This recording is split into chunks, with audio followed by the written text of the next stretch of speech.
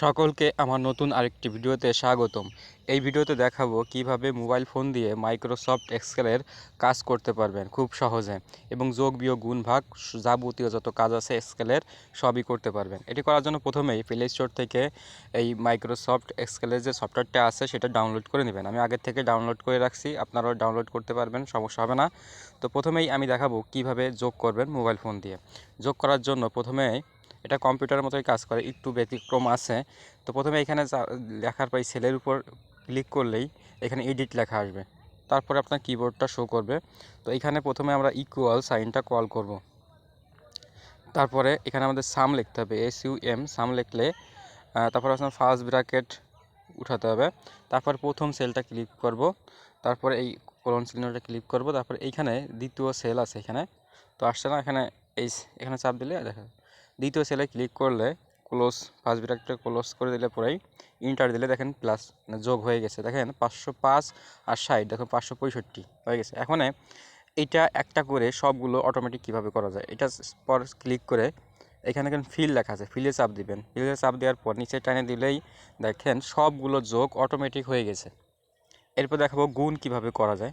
তো গুণ করার জন্য প্রথমে এইখানে চাপ দিবেন, চাপ দিয়ে এখানে ক্লিক করলেই এখানে এডিট লেখা আসবে। এডিট লেখা চাপ দিলে পরে এরকম কিবোর্ড শো করবে। প্রথমে ইকুয়াল সাইনটা কল করতে হবে, তারপর আমরা যেটা গুণ করতে চাচ্ছি যে সংখ্যাগুলো সেটা আমরা ক্লিক করব প্রথমটাই। তারপর আমাদের এইখানে গুণ বলতে স্টার, স্টার উঠাবো, তারপর যে সেলের সাথে যে সেল গুণ করবো সেটা, এটা প্রথম সেলের সাথে দ্বিতীয় সেল গুণ করব, এটা ইন্টার দিলে পরে গুণ ফলটা দেখেন বার হয়ে গেছে। এটা আমরা কিভাবে সবগুলো অটোমেটিক করব, এটা করার জন্য আমাদের এই ফিল চাপ দিতে হবে। ফিলে চাপ দেওয়ার পর নিচের দিকে টানে দিলে এটা অটোমেটিক দেখেন সবগুলো গুণ হয়ে গেছে। তাহলে আমরা এখন যোগ করলাম, গুণ করলাম, এখন ভাগ করব।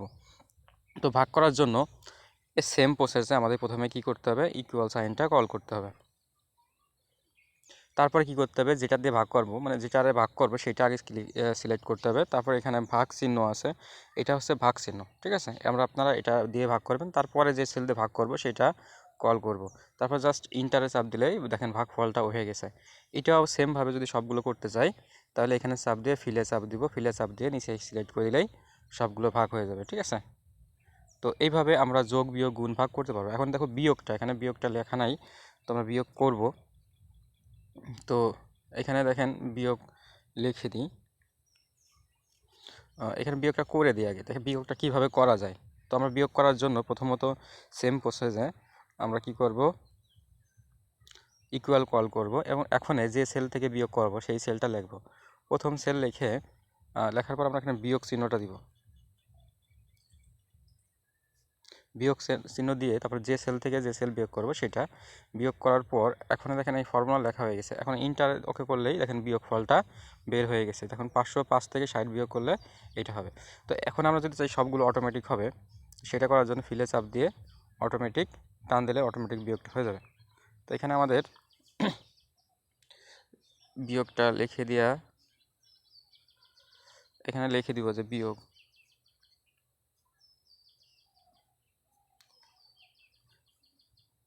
যদি এরকম ভিডিও আপনারা পরবর্তীতে পেতে চান তাহলে আমার চ্যানেলটি সাবস্ক্রাইব করে বেল বাটন বাজিয়ে রাখুন, কারণ এরকম ভিডিও পরবর্তীতে এই চ্যানেলে পোস্ট করা হবে, তো আপনাদের উপকারে আসবে। এই জন্য অবশ্যই চ্যানেলটি সাবস্ক্রাইব করে বেল বাটন বাজিয়ে রাখুন পরবর্তীতে সবার আগে দেখার জন্য। ভিডিওটি শেষ পর্যন্ত দেখার জন্য সকলকে ধন্যবাদ।